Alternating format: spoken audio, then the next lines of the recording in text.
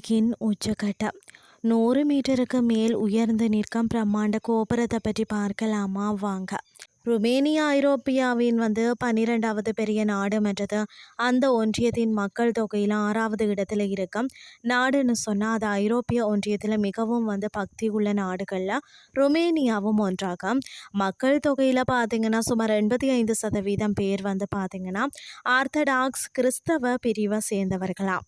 உலகின் மிகப்பெரிய ஆர்த்தடாக்ஸ் தேவாலயம் ருமேனியாவின் தலைநகர் புக்கரெஸ்டில் 15 ஆண்டுகளாக கட்டப்பட்ட கடந்த அக்டோபர் மாதத்தில் அதன் கதவுகள் பொதுமக்களுக்கு அதிகாரப்பூர்வமாக திறக்கப்பட்டது.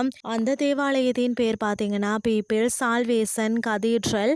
130 மீட்டர் 426.5 அடி உயரத்தில் மத்திய புக்ரெஸ்ட் ஸ்பை ரியாஸ் மலை மீது அந்நாட்டு பாராளுமன்ற அரண்மனையை நோக்கி உள்ளது.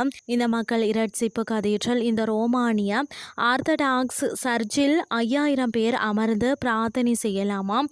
உலகிலே மிக உயரமான ஆர்த்தடாக்ஸ் கட்டமைப்பாகவும் இது இருக்கிறதாம். பரப்பளவு உயரம் ஆகியவற்றின் அடிப்படையில் உலகின் மிகப்பெரிய ஆர்த்தடாக்ஸ் கதீட்ரல் இதுதானா.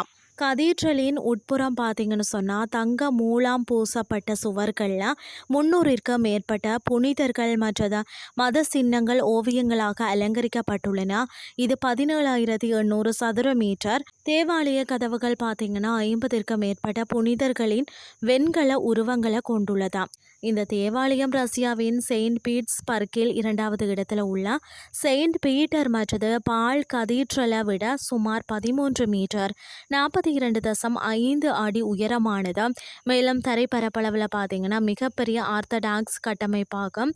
பாராளுமன்ற அரண்மனைக்கு பின்னால் அமைந்துள்ள இது அரண்மனையை விட 50 மீட்டர் அதாவது 164 அடி உயரமாகவும் நகரத்தின் ஒரு அடையாளமாகவும் உள்ளதாம். இதன் கட்டுமான செலவு பார்த்தீங்கன்னா $314 மில்லியன்.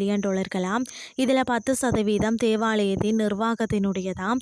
மற்றவையெல்லாம் நன்கொடையாக பெற்று கட்டிடம் முடிக்கப்பட்டதாம். 1881ஆம் ஆண்டு தான் இந்த கதீட்ரல் கட்டும் திட்டம் முதலாம் கரோல் மன்னர் ஆட்சியின் போது முன்மொழியப்பட்டதாம்.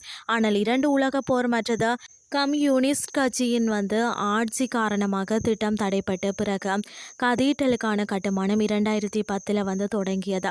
அதன் பலிப்பீடம் பார்த்தீங்கன்னா 2018 பிரதிஷ்டை செய்யப்பட்டதா. தற்போது பார்த்தீங்கன்னு சொன்னால் இங்கே நாளொன்றுக்கு 30 முதல் 40,000 பார்வையாளர்கள் வாரார்களா. இன்றைய கிறிஸ்டி உங்களுக்கு பிரயோசனமாக அமைஞ்சிருக்கும்னு சொல்லி நானும் நம்புகிறேன். இதே மாதிரி மற்றொரு கிறிஸ்டின் வாயிலாக உங்களை சந்திக்கிறேன். நன்றி.